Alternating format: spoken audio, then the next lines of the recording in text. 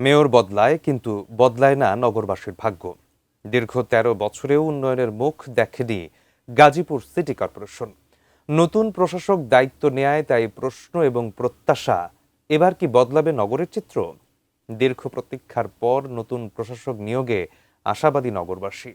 তারা দেখতে চান নাগরিক সুযোগ সুবিধা নিয়ে গড়ে ওঠা এক পরিকল্পিত নগরী। গাজীপুর প্রতিনিধির পাঠানো তথ্য এবং ছবি নিয়ে আরও বিস্তারিত থাকছে ডেস্ক রিপোর্টে। ২০১৩ সালে গঠিত হয় গাজীপুর সিটি কর্পোরেশন। পেরিয়ে গেছে এক দশকেরও বেশি সময়, কিন্তু প্রতিষ্ঠার পর থেকে এখন পর্যন্ত কোনো মেয়রই তার পূর্ণ মেয়াদ শেষ করতে পারেননি।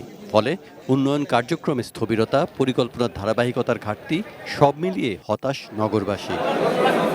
অবশেষে দল থেকে নতুন প্রশাসক নিয়োগ দিয়েছে বিএনপি সরকার। আশাবাদী নগরবাসী।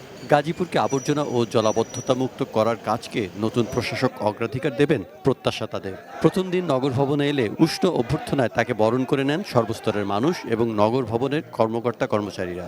জনগণের যে নাগরিক সমস্যাগুলি উনি দীর্ঘদিন জনগণের মাঝে থেকে কাজ করেছে, সেই সমস্যাগুলি আমরা বিশ্বাস করি ওনার মাধ্যমে সমাধান হবে ইনশাল্লাহ। নগর ভবনে এসে দায়িত্বভার নেয়ার পর নতুন নগরপিতা বলেন, ১৮০ দিনের মধ্যে দেখা যাবে দৃশ্যমান পরিবর্তন। মাদক ও কিশোর গ্যাংমুক্ত নিরাপদ গাজীপুর গড়ে তোলার আশ্বাস দেন তিনি। সন্ত্রাস, চাঁদাবাজ এবং মাদক, এই তিনটা জিনিস আমাদের শুধু গাজীপুরে না, সারা বাংলাদেশে এটা একটা ভীষণ আকারে এই একটা বেদি এটা আমাদেরকে ঘিরে ধরেছে। আমরা গাজীপুরকে এই তিনটা বিষয় থেকে মুক্ত থাকতে চাই। নাগরিকদের দীর্ঘদিনের প্রত্যাশা যানজট নিরসনে গাজীপুর রেল ক্রসিং এর ওপর দিয়ে উড়াল সেতু নির্মাণের তা পূরণের আশ্বাস দিয়ে প্রধানমন্ত্রী তা উদ্বোধন করবেন বলে ঘোষণা দেন জিসিসি প্রশাসক। জেলা পরিষদে এখানে আপনার ফ্লাইওভার হবে।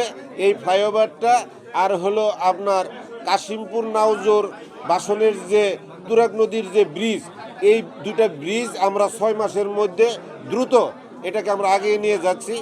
আমরা আমাদের প্রধানমন্ত্রীকে এনে এই দুটা ব্রিজের আমরা উদ্বোধন করব। প্রশাসক বদলেছে, নেতৃত্বে এসেছে নতুন মুখ। এখন দেখার বিষয় পরিকল্পনা ও প্রতিশ্রুতি কত দ্রুত বাস্তবে রূপ পায়। Saikat Dasgupta, desk report, ATN news.